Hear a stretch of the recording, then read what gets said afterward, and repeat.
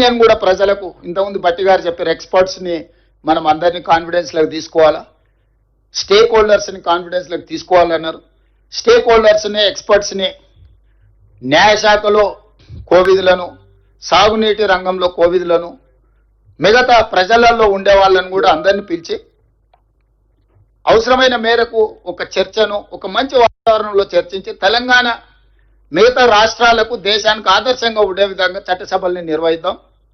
సభానాయకుడిగా నేను మాటిస్తున్నా, మా వాళ్ళందరి తరఫున ఏ చిన్న గందరగోళం లేకుండా, ఎవరి గౌరవానికి భంగం కలగకుండా సభను నిర్వహించే బాధ్యత నాది. ఎవరిని కూడా పల్లెత్తు మాట అనవసరంగా మాట్లాడకుండా పక్క చట్ట పరిధిలో చట్టసభల్ని నిర్వహించే బాధ్యత నాది. నేను తీసుకుంటా. సభ జరిగినంతసేపు ఒక్క క్షణం కూడా పక్కకు కూర్చొని సభలో ప్రశాంతమైన వాతావరణంలో అర్థవంతమైన చర్చలకు మేము వేదిక ఏర్పాటు చేస్తాము. చంద్రశేఖరరావు గారు మీరు రండి, ఎక్స్పర్ట్స్ను పిలుద్దాము, తెలంగాణ స్టేక్ హోల్డర్స్ను పిలుద్దాము, ప్రభుత్వం వైపు నుంచి మా ఆలోచన, మా పాలసీ డాక్యుమెంట్ మేము ముందల పెడతాము. మా పాలసీ డాక్యుమెంట్లో ఏమైనా లోపం ఉన్నా లేకపోతే ఏమైనా సవరించేది ఉంటే కూడా మేము ఓపెన్ మైండ్తో ఉన్నాము.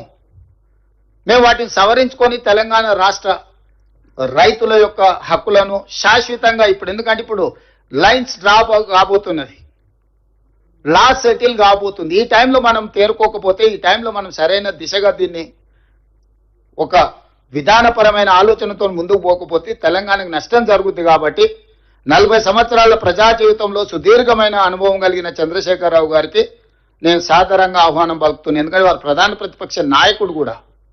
వారు ప్రధాన ప్రతిపక్ష నాయకుడు, వారి ఆరోగ్యం బాగుండాలి, ప్రజా జీవితంలో ఉండాలి, వారు ప్రజలకు ఉపయోగపడాలని నేనంటే వాళ్ళ కొడుకు వచ్చంటాడు, ఆయన ఎందుకు వానికి రాడు, ఆయన రాడు, ఆయనతో ఏం పని ఉందా? నేపాల్లో కూడా ఇట్లనే రాజ్యం రాలేదని చెప్పి AK-47 అని చెప్పి డిన్నర్ అని పిలిచిండు ఫ్యామిలీలు అందరినీ. AK-47 అంటే 16 మంది పడపడ కాల్చేసిండు. ఇంక అందరూ వేరు కాబట్టి వాడు ఒకడే మిగిలిండు, వాడే రాజాడు నేపాల్కి. ఇట్లాంటివి ఆదర్శంగా తీసుకుంటారు. మేమేం చేస్తాం, మీ కుటుంబంలో ఏదైనా ప్రాబ్లం ఉంటే మీరు కూర్చోవాలి, కుటుంబ పెద్దలతోనో కుల పెద్దలతోనో కూర్చొని పంచాయతీ తెంచుకోవాలి. తమ్ముడి చెల్లెలకు పంచాయతీ ఉంటే, బావబామర్దులకు పంచాయతీ ఉంటే ఎవరినో ఒకరిని కుల పెద్దనో కుటుంబ పెద్దనో పిలుచుకొని పంచాయతీలు తెంచుకోవాలి. కానీ ఈ వీధి భాగత్వాలనే ఓ దిక్కు బావ, ఓ దిక్కు బామర్ది, ఇంకో దిక్కు చెల్లె, ఈయన గల్లీలంట ఆమె ఢిల్లీలంట. ఏంటిది? తెలంగాణ సమాజం గమనిస్తలేదా? ఈ వీధి భాగవతాలు మంచివి కావు. 10 సంవత్సరాల అధికారాన్ని చెలాయించిండ్రు. 10 సంవత్సరాల తర్వాత ప్రజలు ఒక తీర్పు ఇచ్చిండ్రు, స్పష్టమైన తీర్పు. ఆ తీర్పును గౌరవించండి. ఇక ఇదొక మార్గం. రెండవది, సరే మీ లైన్లకే కొంచెం వస్తా, ఎప్పుడో ఎక్కడికైనా వస్తా, ఎక్కడికైనా రామాట, ఎక్కడికొద్దు స్వామి, ఎర్రవల్లి ఫామ్ హౌస్కు నేనే మా మంత్రుల బృందాన్ని పంపిస్తా, ఏం ప్రాబ్లం లేదు. తారీఖు చెప్పు, మొత్తం ఈ సెటప్ అంతా తీసుకొని వస్తారు మా వాళ్ళు. ఎర్రవల్లి ఫామ్ హౌస్లోనే చర్చ పెడతాము. చంద్రశేఖరరావు గారి ఆరోగ్యం అంత గొప్పగా లేదు, రావడానికి ప్రయాణం చేయడానికి ఏమైనా ఆరోగ్యం సహకరించకపోతే మీరు కుర్చీ వేసుకొని అక్కడ కుర్చీలో కూర్చోండి. చంద్రశేఖరరావు గారు మొత్తం మాక్ అసెంబ్లీ అని తెలంగాణ ఉద్యమంలో కోదండరామ్ గారు నిర్వహించేవాళ్ళు. శ్రీనివాసరెడ్డి గారు కూడా అప్పుడు అందులో ప్రశ్నలు అడిగి మమ్మల్ని అందరినీ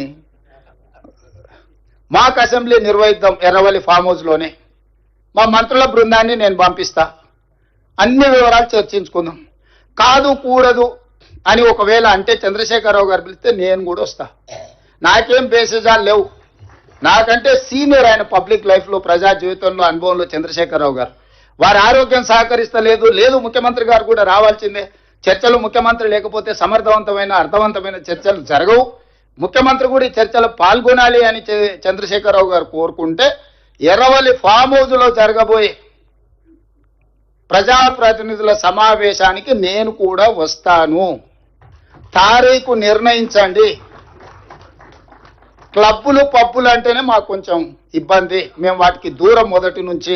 ఇప్పుడు కాదు, చదువుకునేటప్పటి నుంచి కూడా క్లబ్బులకు పబ్బులకు దూరము. ఈ తెలంగాణ వచ్చినప్పటి నుంచి వాటి మీద ఎన్నో బైక్ ఛాలెంజ్లు చేసినాం. గంజాయికి, డ్రగ్స్కు వ్యతిరేకంగా ఎన్నో నిర్ణయాలు తీసుకున్నాం. ఈగలని, ఈ డ్రగ్స్ను నియంత్రించడానికి, గంజాయిని నియంత్రించడానికి, గంజాయి బ్యాచ్లను అణచివేయడానికి ఒక ఒక స్ట్రాంగ్ ఆర్గనైజేషన్ ఎస్టాబ్లిష్ చేసినాము. ఈ డ్రగ్స్ గంజాయిని అమ్మే వాళ్ళని కానీ, వినియోగించే వాళ్ళని కానీ, రవాణా చేసే వాళ్ళను తెలంగాణ సరిహద్దులు దాటి లోపలికి రాకుండా ఉక్కు పాదంతో అణచివేస్తున్నాం.